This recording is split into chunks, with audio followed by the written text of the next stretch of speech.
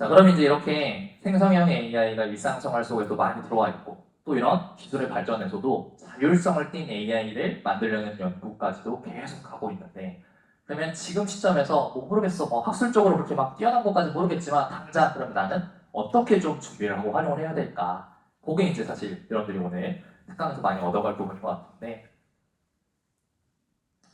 약간 이제 이렇게 생각하시면 좋아요. 우리가 뭐 대학생 하실 때 가장 많이 이제 저도 대학생 때 가장 많이 했던 건 뭐냐면 검색을 진짜 많이 했거든요. 과제를 하거나 아니면 뭔가 어떤 동아리 활동을 하거나 하려면은 항상 인터넷에 검색을 하는 행위를 많이 했습니다. 근데 이제는 검색이란 행위에서 조금 더 나아가서 우리 인공지능을 이용해서 어떤 새로운 거를 창작을 하거나 아이디어를 얻거나 기본 틀을 만드는 형태로 많이 쓰는 시대로 넘어갔거든요. 그래서 여러분들이 하고 계시는 그 일상생활 속에서 혹시 내가 검색하면서 하는 행위들이 있다? 그러면 이 검색이라는 행위보다는 인공지능한테 뭔가 부탁을 하고 도움을 받는 걸 먼저 해본다라고 생각해 보시면 좋을 것 같아요. 그래서 쭉 내가 학교에서 하는 행위들을 쭉 한번 적어보세요. 근데 내가 여기서 뭔가 인터넷에서 검색하는 행위를 통해서 뭔가 하는 작업들이 있다. 그러면 그거를 당장 AI로 한번 바꿔서 한번 시도해 보시면 좋을 것 같습니다. 그러면 그때부터가 뭔가 생성 AI랑 함께하는 여러분의 일상생활이 시작될 거예요. 그래서 대표적으로 좀 해볼 수 있는 거는 예를 들면 이런 거 좀 해볼 수 있겠죠. 여러분 이제 학습하실 때 학업 도우미로서 이런 에이전틱 AI들을 쓰실 수가 있는데 첫 번째는 여러분 레포트 같은 거 쓰시죠. 레포트 쓰실 때 초안 짜는 거. 물론 요즘에는 이런 AI를 못 쓰게 좀 막는 분들도 계시긴 합니다. 시험 볼 때도 그렇고 레포트 낼 때도 그렇고. 근데 어쨌든 초안을 진짜 빨리 만들어 주거든요. 그래서 4시간 엄청 단축해 줍니다. 그래서 이 레포트를 짤 때 초안 만드는 거 같은 거 할 때 쓰실 수 있고요. 그다음 또 개념 설명 같은 거 있죠. 그래서 저 같은 경우는 특히 인공지능을 다루다 보니까 좀 개념들 어려운 것들이 계속 새로 나온단 말이에요. 그럼 그거를 인공지능한테 물어보잖아요. 그러면 진짜 괜찮게 답변을 잘해줍니다. 그리고 특히 인공지능한테 물어볼 때 나는 지금 뭐 중학생이라고 생각하고 나한테 설명해줘 라고 하게 되면 쉬운 말로 진짜 잘 설명해 줍니다. 내가 어떤 개념에 대해서 이해가 잘 안 돼. 아니면 그 사례에 대해서 좀 내가 읽어보고 싶어. 이럴 때는 물어보세요. 생성AI한테 나 지금 이런 상황인데 정말 쉽게 설명해줘 하면 개념 설명 잘해줍니다. 그 다음에 또 여러분 외국어 자료 같은 거 혹시 보실 일 있으면 이제는 번역을 기본으로 많이 해주긴 하지만 아직도 번역이 안 돼 있는 자료들도 많습니다. 이런 거 활용하실 때 생성AI한테 번역해달라고 하면 번역 퀄리티가 요즘에는 진짜 좋습니다. 괜찮게 번역을 잘해줘요. 이런 데 좀 써보시면 좋고요. 그 다음에 또 이제 여러분들 뭐 논문 같은 거 혹시 많이 보실 일이 있을지 모르겠지만 저도 논문 볼 때 GPT 많이 이용하거든요. 왜냐면 사실은 논문이 계속 쏟아지다 보니까 읽기가 다 힘들단 말이에요. 그래서 논문을 넣어주고 단계별로 해달라고 합니다. 어떻게 쓰냐면 이 A라는 논문이 있는데 이 A라는 논문에 대해서 4단계, 5단계에 걸쳐서 나한테 설명해줘 라고 하면은 얘가 설명해줍니다. 그리고 저는 거기다 뭐 더하냐면 이 단계별 논문에다가 설명을 해주고 각 단계가 지날 때마다 나한테 Q&A 해줘라고 물어봐요. 그렇게 씁니다. 그러면 얘가 첫 번째 단계에 대해서 논문 쫙 설명해줍니다. 그리고 이해가 됐어? 라고 물어보잖아요. 그러면 이해됐어? 하면 얘가 질문해줘요. 그러면 위에 방금 설명했던 거에서 이 내용은 뭘까? 라고 물어보면 제가 이제 열심히 거기다 정답을 칩니다. 그럼 걔가 맞으면 맞았다, 틀리면 틀렸다 얘기해줘요. 진짜 개인 과외하는 것처럼 논문을 읽을 수 있는 시대가 됐거든요. 근데 그걸 다 읽지 않더라도 요약해주면서 나랑 Q&A 형식으로 학습할 수 있는 그런 시대가 됐습니다. 또 이런 학술 연구적으로도 좀 여러분 쓰실 수가 있고요. 그 다음에 이제 여러분 동아리 같은 거나 과제 같은 거 하다 보면은 이제 대학생이다 보니까 여러 가지 활동을 많이 하시죠. 그러면 이제 기획안을 만드시거나 아니면 뭐 디자인적인 걸 좀 해야 된다거나.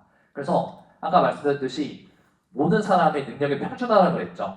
사실 여러분 디자인적인 감각 없는 분들 굉장히 많을 거거든요. 근데 디자인적인 것도 얘가 해결해 줍니다. 그래서 내가 어떤 프로그램에 대해서 관련해서 디자인을 만들고 싶어. 그러면 디자인 초안이라든지 아니면 디자인 컨셉안 만들어줘. 그럼 얘가 만들어줍니다. 그럼 그 컨셉안 가지고 가면 못해도 마이너스는 되지 않아요. 흔히 이제 저는 보통 말하는데 공대 감성이라고 하는데 진짜 디자인적으로 빵점이 약간 공대 감성이거든요. 저도 공대 출신입니다.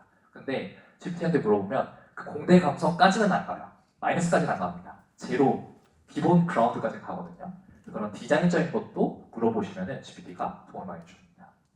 그리고 또 이제 GPT 일정 관리 같은 기능들도 있어서 나의 어떤 플랜 같은 거, 계획 세우는 거, 이런 일정 관리도 도와주게 되어 있고요. 그 다음에 향후 여러분 가장 중요한 건 이제 진로 방향이죠. 그래서 이 진로 방향을 좀 설정할 때 이 자소서나 이력서 첨삭이라든지 특히 저는 괜찮게 보는 거는 모의 면접 질문 생성하는 거, 이거 굉장히 괜찮습니다. 여러분들이 이제 이런 모의 면접 같은 거 하실 때 스터디 그룹 같은 거 만들어가지고 막 서로 질문하고 답변하고 막 이런 것들도 이제 많이 하시게 되는데 이제는 워낙 그런 자료들이 많기 때문에 생성형 AI한테 추가 기본 이런 질의응답에 대해서 만들어 달라고 하면은 만들어 줍니다. 그거 가지고 여러분 기본기를 좀 쌓을 수 있는 형태로도 활용이 가능하고요. 그 다음에 이제 또 저는 그런 것도 해요. 그 GPT한테 나 앞으로 이거 하고 싶은데 어떻게 해야 될까? 예를 들어서 저는 이제 미래의 꿈이 뭐냐면 카페 차리는 거거든요. 당근 케이크 팔면서 카페 차리고 싶은 건데 GPT한테 물어봤어요. 내가 향후에 한 10년 뒤에 이런 당근 케이크 팔면서 카페 차리고 싶다 어떻게 해야 될까? 했더니 얘가 알려줍니다. 단계를. 물론 막 현실적이진 않아요. 근데 그거 보면서 차근차근 하나씩 하고는 있습니다. 실제로. 그래서 여러분이 어떤 길을 가고 싶은데 진짜 막막해. 그러면 진짜 내가 물어볼 사람이 없으면 물어보면 구체적이지 않더라도 조금 단계적인 로드맵을 알려줍니다. 그래서 그걸 가지고 한 단계씩 좀 수행을 하고 있거든요. 그래서 그런 진로를 설계하는 데 있어서 직무 필요 역량을 분석하는 데 있어서도 충분한 도움을 주고 있습니다. 그래서 이런 것들 좀 많이 활용해 보시면 좋을 것 같고요. 그래서 마지막으로 여러분들이 이제 이런 생성형 AI 관련해서 수업을 듣다 보면은 여러 가지 이제 고민들이 많이 생기게 됩니다. 그래서 몇 가지 좀 말씀을 드리면 첫 번째, 생성형 AI가 나를 좀 대체할 수 있지 않을까에 대해서 고민을 많이 하세요. 실제로도. 근데 아직은 제가 봤을 때는 생성형 AI가 여러분을 대체하기에는 기술적인 성숙도가 조금은 아직은 낮습니다. 근데 분명히 여러분을 대체할 수 있는 시기가 빠르게 오기는 해요. 생성형 AI가 나를 대체할 수 있는 시기. 심지어 저도 위협을 받습니다. 저도 이렇게 강의를 하고 있지만 이제는 진짜 그 강의하는 영상도 만들어주거든요. 그래서 시나리오도 짜고 음성도 만들어주고 강의하는 영상도 만들어주기 때문에 사실 제가 없어도 이런 강의를 할 수 있는 것들이 그냥 자동으로 만들어지는 시대가 됐습니다. AI를 통해서. 그래서 이런 AI가 우리를 대체할 수 있는 시기가 조만간 오긴 온다. 근데 그걸 고민하는 것보다는 그 시기에 살아남기 위해서 AI를 내가 더 잘 쓰는 사람이 되어야겠다 생각하는 게 훨씬 효과적입니다. 그래서 지금도 늦지 않았습니다. 혹시 AI를 아직 안 써보신 분이 계시다면 생성형 AI를 한 번도 안 써봤다 하시는 분이 계신다면 지금이라도 써보시면 좋습니다. 그게 준비거든요. 두 번째로는 약간 특히 이제 AI가 뭐도 잘하냐면 요즘에는 인사이트 발견도 굉장히 잘해줍니다. 그래서 아까 노트북 LM 말씀드린 것처럼 대량의 데이터를 넣어주면 그 안에서 중요한 정보를 뽑아서 해석해주는 거 굉장히 잘하거든요. 근데 그런 거 보면서 그러면 사람으로서 뭔가 어떤 그런 인지적인 능력을 할 수 있는 것들이 이제 필요 없어지는 거 아니야? 라고 말하지만 아직까지는 여전히 이 데이터를 정리해서 기초적인 걸 만드는 건 잘합니다. 하지만 거기서 진짜 핵심이 되는 걸 뽑아내는 것까지는 사람의 몫이에요.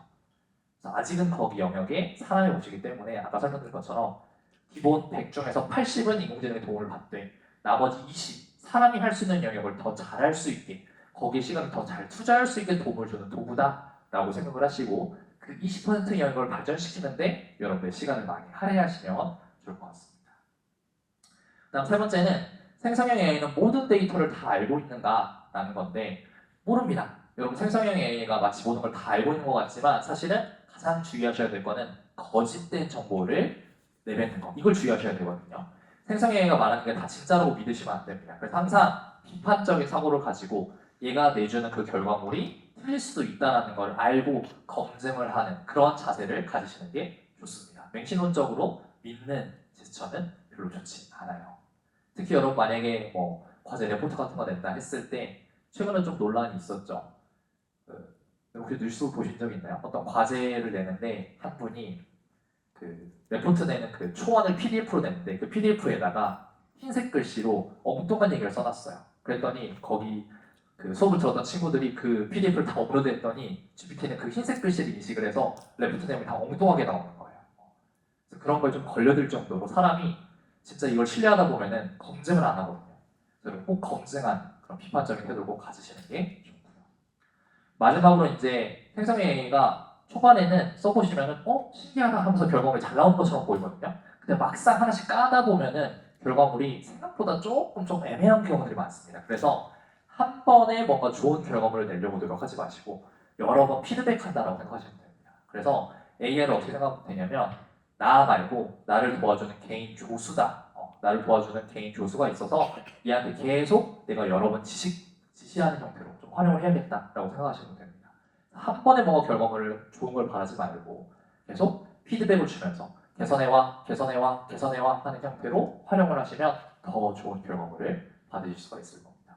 물론 아까 설명드린 것처럼 에이전틱 AI가 이제 일상생활 속에 녹여드는, 제 생각에는 한 5년 내에 괜찮을 것 같거든요. 5년 내에 에이전틱 AI가 활성화가 많이 될 것 같습니다. 그때 되면 사실 이런 피드백도 필요 없을 수도 있어요.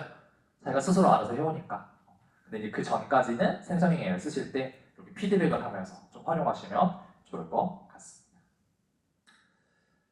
그래서 우리 AI가 이런 모든 걸 다 해주니까 나는 내 실력을 기를 필요가 없겠다.